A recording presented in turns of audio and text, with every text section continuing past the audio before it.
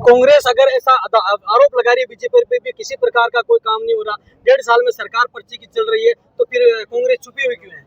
देखिए, हम लगातार सड़कों पे हैं। आज भी यहाँ इतनी बड़ी मीटिंग हुई है, ये सरकार के खिलाफ ही तो हमने की है। और कैसा चाहते हैं ये? आज यहाँ 5-7 हज़ार लोग यहाँ पे आए हैं, तो सरकार के खिलाफ ही तो बात कर रहे हैं। तो कौन सी कसर हमने छोड़ रखी है? और इनका सुशासन तो इनके गढ़ी के एमएलए वहाँ थाने में बैठ के कह रहे हैं कि तेरे कपड़े उतरवा के भेज दूंगा थानेदार, तू अगर सही नहीं करेगा तो ये तो हालत इनकी हो रही है। कल जोराराम जी कुमावत इनके मंत्री हैं, पाली किसी गांव में उद्घाटन करने गए थे।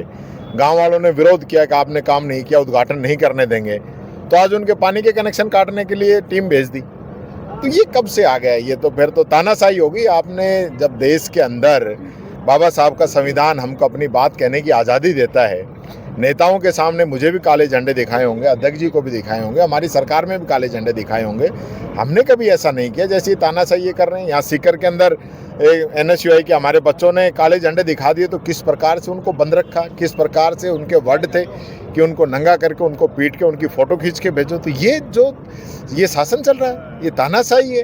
अंग्रेज़ों के समय में वो होता तो वो काम आज यहाँ पे हो रहे हैं।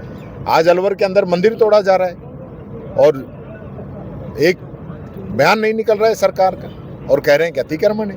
तो ये जो तानाशाही ये लोग कर रहे हैं, मंदिर के नाम पे सत्ता में आए थे, आज मंदिर तोड़ के ये जो पाप का भागी बन रहे हैं, इनका समय आने पर जनता इलाज करेगी। सर, शिक्षा मंत्री कहते हैं हम किताबों में 10वीं 12वीं की जो किताबें मोदी पढ़ाएंगे, उनका मोदी का जिक्र नहीं है। हमें पढ़ाना चाहिए, क्योंकि 75 साल में पहला ऐसा प्रधानमंत्री जिसको फ्रंट पे छापना चाहिए कि जिसने अमेरिका के आगे घुटने टेके, सीज फायर किया, हमारी सेना PFO के हमारे देश के अंदर मिला लेती। सेना ने पूरी तैयारी कर ली थी। सेना का भी जो है, मैं समझता हूँ, मनोबल घटाने का काम इन लोगों ने किया।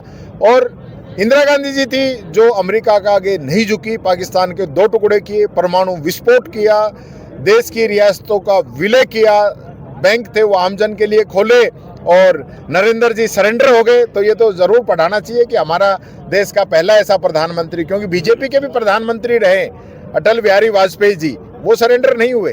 अन्य दलों के भी रहे, चाहे गुजराल साहब रहे हो, चंद्रशेखर जी रहे हो, देवगौड़ा जी रहे हो, और भी रहे हो, कोई सरेंडर नहीं किया। सरेंडर हुआ तो नरेंद्र हुआ। ये जरूर इनको पढ़ाना चाहिए, फ्रंट पे छापना चाहिए।